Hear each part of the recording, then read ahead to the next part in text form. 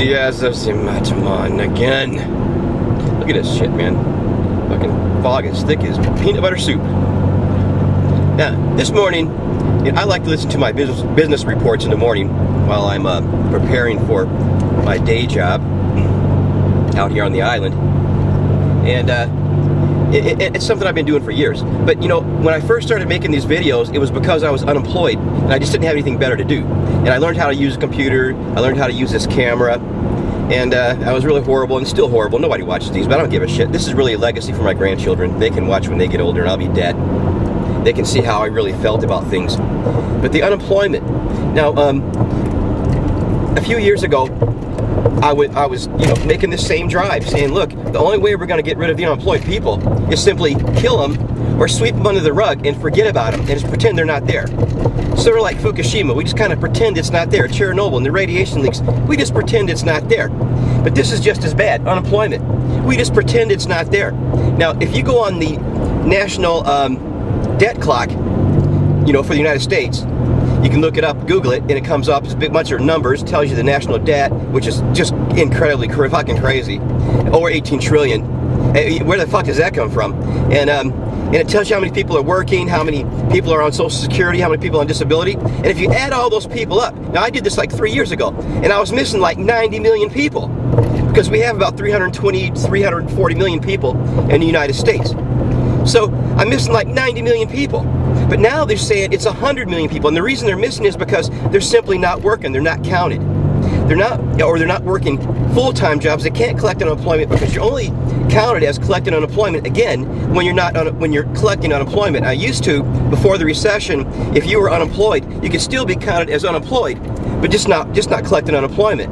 But nowadays, if you're not collecting unemployment after it runs out, and look, every single state has cut the unemployment down to like 6 or 8 or 10 weeks or something. It's fucking ridiculous. There's so many jobs out there. Now, if that's what people think, well, every year in the company I work with, the place I work for, which the only reason really I'm working is because we do a ton of construction out here, and I work for a bunch of rich people, and they can afford to do it. Nobody else is building or making anything substantial. It's going to keep people employed in the construction or the building industry. It's going to fucking dive this summer. You watch.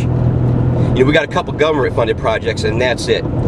Now, they're hoping they'll vote for this gas tax in Michigan so they can put some more people to work, but it ain't going to happen. Nobody's going to vote for any more taxes because they're fed up with it. Now, every year we call people back in the summertime. And every year I'm looking, this is 4 or 5 years now.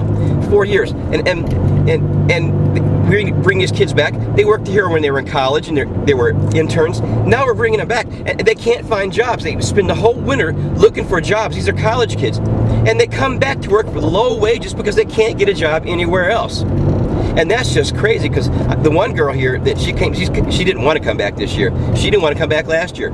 She needs a better job where she can support herself. But you know what? 3 years out of college, she's coming back again because she can't get a job.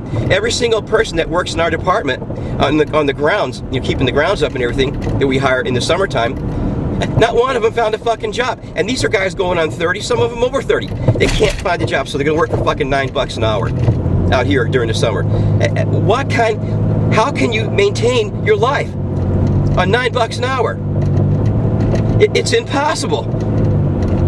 And there's no more jobs. What they did is, they didn't kill the unemployed. And I said we just put the unemployed on a boat, promised them a cruise, and then fucking sink the ship while they're out there in the ocean. They ought to get rid of them. But that wasn't a good idea, I guess. Nobody took my advice. But we just swept them under the rug and forgot about them. And now they're saying, well, why is all these stores closing down? How come nobody's spending money? How come nobody's buying homes? Because nobody's got no money. Nobody has anything, and I can prove it.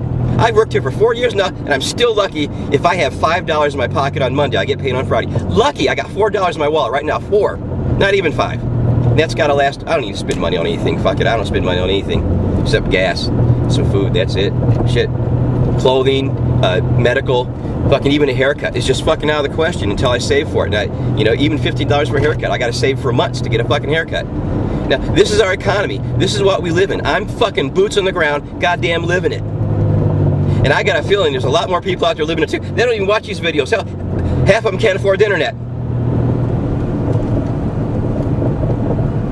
Well, this is going to bite us in the ass this summer. You watch and see. This is going to bite America in the ass. With everything else going on, soupy, foggy day. Duck out.